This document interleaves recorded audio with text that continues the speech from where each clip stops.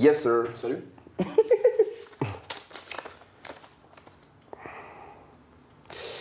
Alors, mon ami se mutile et pense au suicide. Comment l'aider? Hayat.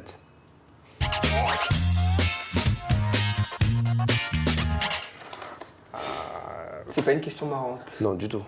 Alors, la première chose à faire, c'est te renseigner réellement sur tout ce qui est mutilation, tout ce qui est idées noires, idées suicidaires et tout. Tu as beaucoup d'informations sur Internet. Ouais. Il y a des forums, etc., etc. Donc, il y a beaucoup de choses pour que en fait, tu puisses avoir assez de matière pour être là pour ton ami. Même si, déjà, tu peux pas l'aider toi. En tant que toi, Hayat, tu peux pas l'aider parce que tu n'as pas suivi de formation professionnelle. Il y a des gens dont c'est le métier de t'aider quand tu es dans ce genre de situation.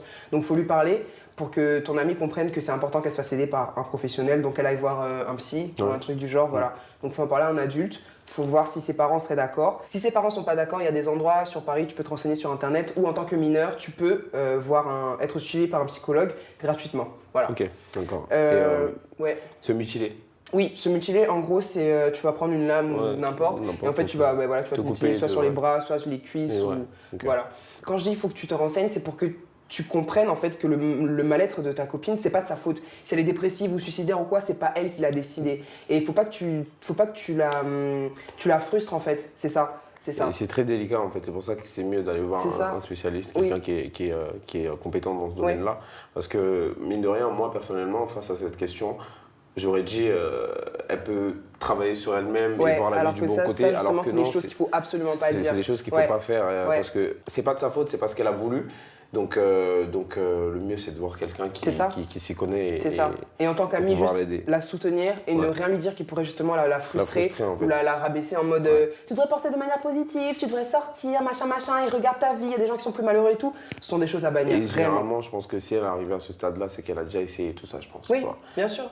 C'est pas quelque chose que tu peux contrôler, c'est pas en méditant ou quoi que ça va partir, ça fait du bien, mais ça va pas partir. J'en sais quelque chose. Et le fait de se mutiler, faut pas que tu la stigmatises aussi par rapport à ça, parce que si elle fait ça, c'est pour une raison. C'est que soit juste elle se sent mieux, elle arrive peut-être à extérioriser un mal-être qui est à l'intérieur d'elle et qu'elle ne comprend pas. Mais dans tous les cas, voilà, faut que tu saches que c'est pas de sa faute et faut vraiment qu'elle se fasse aider par un professionnel. Donc je reviens sur les lieux où elle peut consulter des psychologues, etc., etc. en tant que mineure. Ce sont les CMP. Il y en a partout en France. Donc voilà. Maintenant, si c'est trop loin ou juste elle peut pas s'y rendre, il y a les Fil Santé Jeune. Ouais, le numéro Fil Santé Jeune. Ou chat. C'est ça, elle peut les appeler pour en parler ou sur leur site internet, elle peut en discuter dans le chat, etc. etc. Ça fait toujours du bien de parler à des personnes qui ont vécu ce que tu as vécu en fait. Voilà. Donc toutes les infos sont dans la barre d'infos. Voilà. Et voilà. Là. Voilà comment est-ce que tu peux l'aider, Hayat. Voilà, Hayat. Bon courage, sois là pour ton ami, sois forte. Et voilà, vous pouvez nous poser vos questions dans les commentaires. Et on y répondra dans les prochaines vidéos, je suis un peu blasé. Bye bye. Salut.